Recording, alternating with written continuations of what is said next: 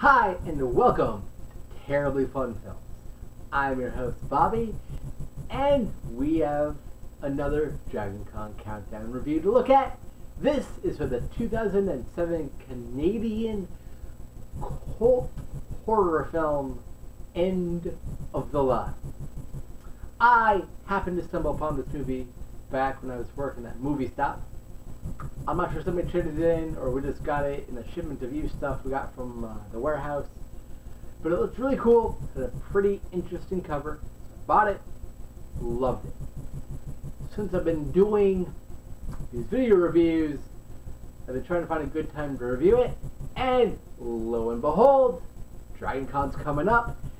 The movie stars Tim Rosen, and Tim Rosen gonna be at Dragon Con. They just love it when a plan comes together. So, without any further delay, let's see what makes Into the Line so damn creepy.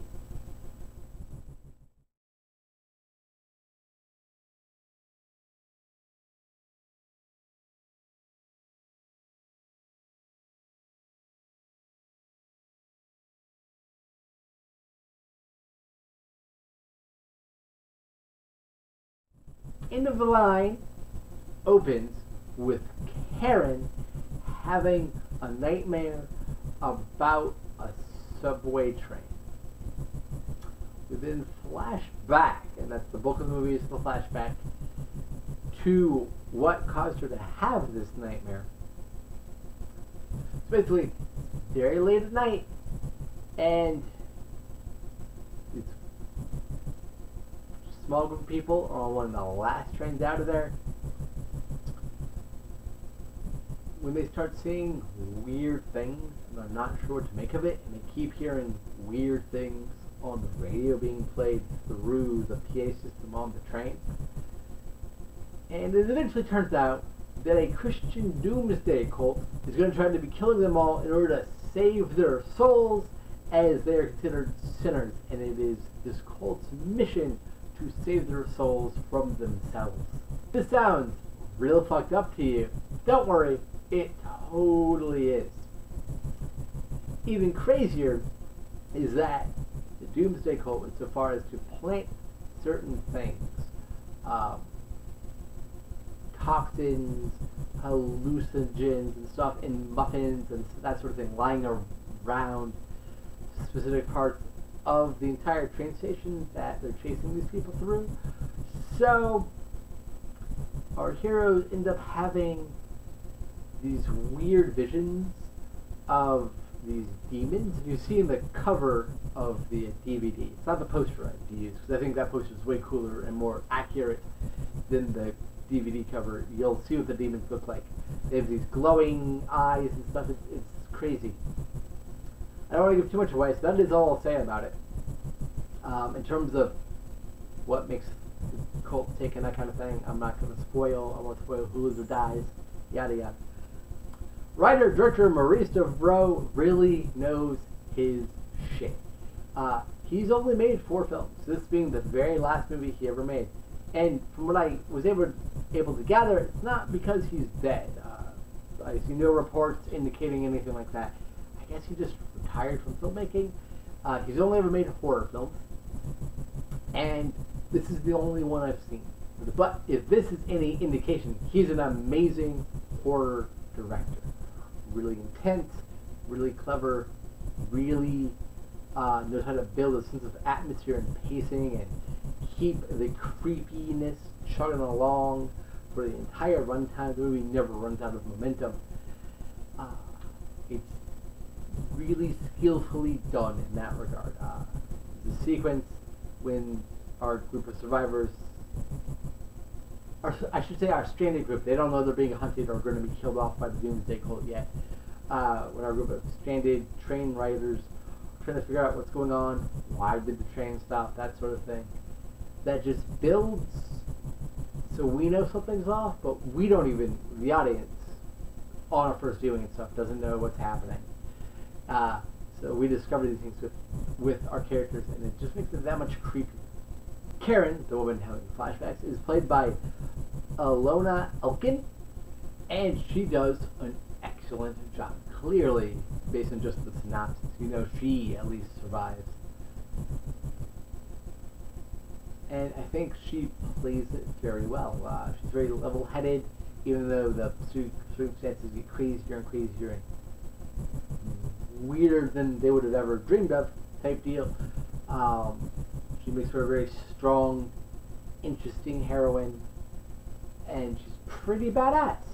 Playing our sort of male lead is Nicholas Wright as Mike, and he's also very good. Very subdued performance where like, there are moments where you kind of see the character getting worked up, maybe more so than necessary given circumstances, but I think the actor does a good job of making those scenes believable in context and still within the character and what we know of the character and that sort of thing. Neil Kniper plays Neil. I'm presuming that was a coincidence, or the character was written for the person. I honestly don't know. Neil is really good, really solid. His sequence with an axe, really fun. As Julie, Emily Shelton gives, I think, one of the best performances in the film. Her character has a real interesting arc that I will not ruin or reveal here or spoil or anything like that, but I think she plays it perfectly from beginning to end. Watch how she subtly changes when certain things start happening and stuff. Just awesome. And a last minute heartfelt plea to the character of John, played by Tim Rosen, is so genuine and sweet that the entire emotional connection of the film would be shattered if a different actress played her. Tim Rosen, who is probably most well known for his role on My Own Earth, is Julie's newly minted boyfriend, John. And he gives my favorite performance in the movie. I think he is great. It's a very nuanced thing. It's a very sincere thing. And even though they've been together for a very brief amount of time, his devotion to her comes through very clearly, very believably, very well. And you wouldn't necessarily...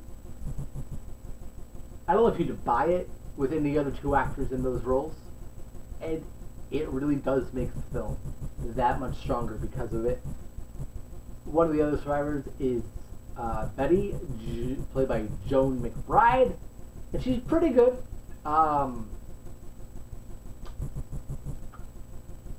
She's the bitchiest of all the characters, but I think she does well and is interesting. And of course, you can't have a cult without a cult leader. Playing a Reverend Hope is David L. McCollum, and he's great. He's very charismatic, he's very boisterous. You understand why people would flock to him and want to see him and like buy into what he's saying as a cult leader type thing would, you know what I'm saying? He's very believable, and he doesn't have a lot of screen time, maybe 10 minutes. Most, not all of that, in the last third or so of the film. He makes it work. Now mind you, his voice is heard a lot, but in terms of actually like what we see of him, only that like last 10 minutes or so. And he's really good, really believable, really creepy, everything you want in a villain of sorts like this. The editing was also done by Maurice Devroux, and it's really good. It's really creepy. It builds atmosphere very, very well. It helps maintain the momentum and the suspense. We never linger on a shot too long, so it never feels like, hey, move on with it. But shots aren't too quick to where you have no idea what's going on. Denis Noel Mostret's cinematography is rock solid. This is confined to mostly dimly lit places. Powered down subway train car, powered down subway station, a fully lit office in the subway station, and then kind of a meeting hall for the crazy cult people. Looks really good. Cinematography is really solid. The shadows help obscure a lot of what's going on in the background, which helps amp up the creepy atmosphere. Martin Gauther's score, rockin' awesome. Really good. Really helps sell the creepy.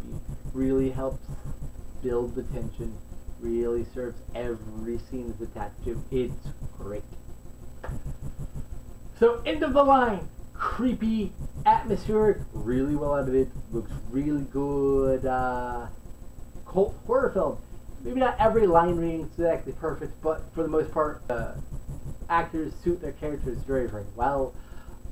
There's a real emotional arc going on with these characters and what happens to them, and it's just worth watching. It's not a cheesy B movie or anything like that, so don't go in expecting that. It's just a really well-made horror film that happened to be an independent, low-budget thing. Clearly made with love from everybody involved, and that love jumps off the screen. As always, I've been your host, Bobby, and I'll see you next time.